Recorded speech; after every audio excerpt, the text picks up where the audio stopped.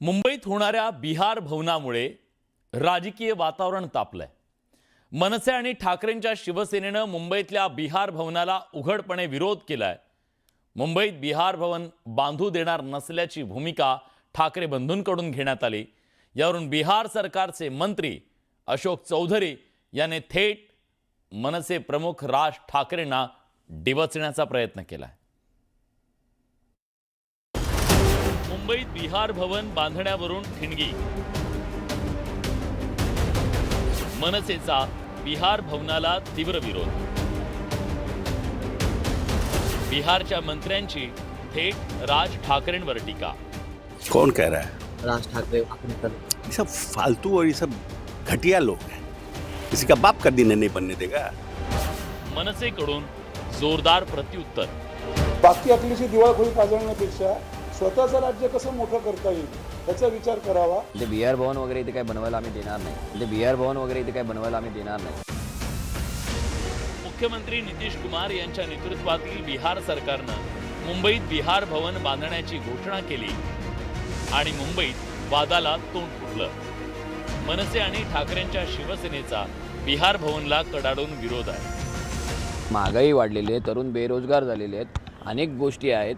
ह्या गोष्टीकडे लक्ष द्यायचं सोडून ती 314 कोटी 20 लाख रुपये वगैरे खर्च करून काहीतरी बिहार भवन बांधणार आहे। माझं म्हणणं असं आहे की त्यांना ते जे बिहारी लोक इथे उपचारासाठी येतात त्यांच्या राहण्याच्या आणि खाण्याच्या सोयीसाठी तुम्ही एवढा खर्च करण्यापेक्षा बिहारमध्येच तुम्ही एवढ्या मोठ्या पैसा वापरून तिकडेच तुम्ही का नाही उपचारासाठी हॉस्पिटल मोठं उभं करत? 30 माळीची बिहार भवन हे काय थट्टा चालली आहे का आमची?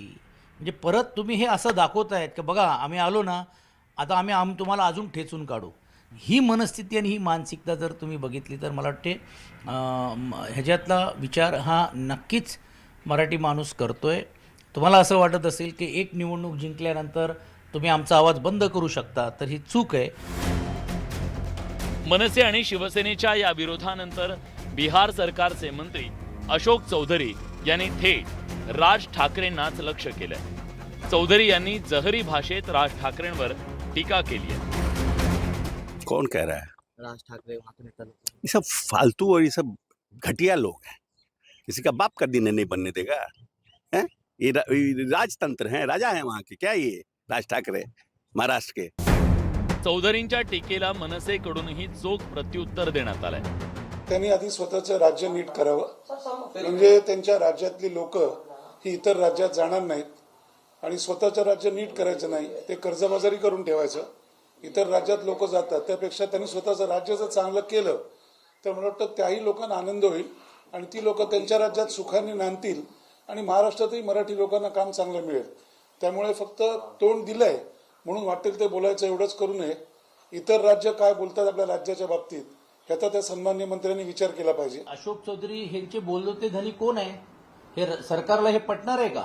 म्हणजे महाराष्ट्रामध्ये आता भविष्य काळामध्ये बिहारचे मंत्री येऊन तिकडची भूमिका घेतील आणि त्याच्याबद्दल बोलतील? काय चाललंय काय?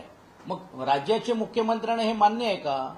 आज तुम्ही बघता की निवडणूक होऊन काही दिवस न झाले, मराठीचा अस्मितेचा एवढा मोठा मुद्दा असताना तुम्ही मराठी भवनासाठी जागा नाही म्हणून सांगता आणि दुसऱ्या बाजूला बिहार भवन घेऊन आमच्या छातीवरती येऊन बांधण्याचं तुम्ही सांगता आणि त्यावेळी त्याला विरोध केला, तर अशा प्रकारे भाषा वापरण्याचं काम करताय। ज्या बिहार भवनावरून हा वाद सुरू झालाय ते कसं असणार आहे त्यावर एक नजर टाकूया। दक्षिण मुंबईतल्या एल्फिस्टन इस्टेटमधील मुंबई पोर्ट ट्रस्टच्या जमिनीवर हे बिहार भवन बांधण्यात येणार आहे। 30 मजली उंच इमारतीसाठी नितीश कुमार सरकारनं 314.20 कोटी रुपयांच्या प्रशासकीय खर्चाची मान्यता दिली आहे। त्यात एकूण 178 खोल्या असतील। त्या सरकारी अधिकारी, पाहुणे आणि गरजू नागरिकांना राहण्यासाठी वापरल्या जातील। बिहारमधील रुग्ण आणि त्यांच्या कुटुंबियांना मुंबईत राहण्याची सोय व्हावी यासाठी 240 खाटांचं एक खास वसतिगृह सुद्धा बांधण्यात येणार आहे। बिहार भवनवरून मनसे आणि बिहारी नेत्यांमध्ये जुंपलेल्या वादाचे पडसाद राजकीय वर्तुळातही दिसून आले।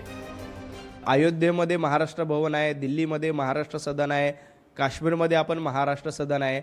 माझी मनसेचे जे लोक बिहार भवनला विरोध करतात त्यांना एकच सांगणं आहे की आपण बिहार भवनला विरोध करण्यापेक्षा आपण एक हार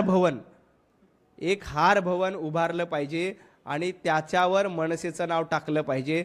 कारण सातत्यानं निवडणुकीत पराभव होणं हेच तुमचं काम आहे. त्यामुळे एक हार भवन उभं करा.